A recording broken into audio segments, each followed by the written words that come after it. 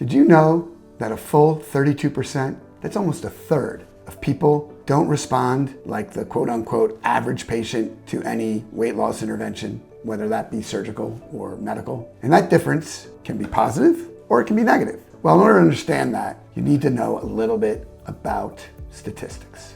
Now, this won't be a super boring lecture, I promise you, but I do want to do a quick nuts and bolts discussion about statistics and about how things work in the real world, so you can try to help you or anyone else set proper expectations. So, when a company tells you that their weight loss medication results in 15 or 20% of total body weight loss in 1 year, what does that actually mean for you as an individual? Well, this image of a bell curve should help. So if you look at the picture, you can see that half the patients do less well than the average and half the patients do better than the average. And only the 68% in that middle part are within what's called a standard deviation of the average, meaning pretty close to average. You can see that there is a group that's all the way to the right on the curve, which are the super responders, and then a group that's all the way to the left on the curve, which are the non-responders. And you can fit anywhere on this curve as an individual, and you don't really know where you will be on the curve until you try it.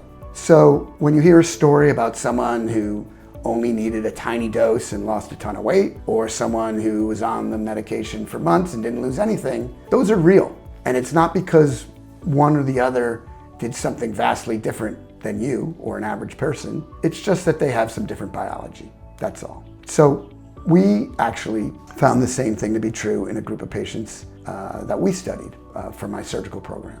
We wanted to try a different weight loss medication, the one that came before semaglutide, but it was still a GLP-1 type medication called liraglutide. And we used it in patients who had either regained weight or didn't lose enough weight after their sleeve gastrectomy.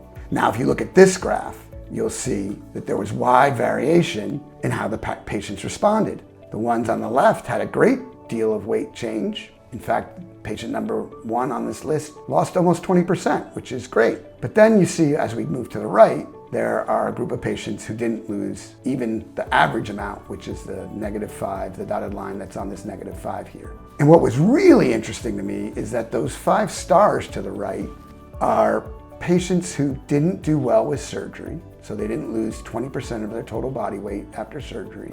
And you can see they also didn't respond well to the medication. So what does that mean? Do they have some sort of biology that means for them that they don't respond to a weight loss intervention no matter what it is? Probably, but we don't know. So the take home is that, again, it's not your fault. Obesity is a disease, affects different people differently, and they respond to the interventions differently. So before you go judging someone or telling someone else, well, why not just do this diet and exercise program that I did or do the medication that I did, just know that every individual has different biology that responds differently to whatever intervention you try.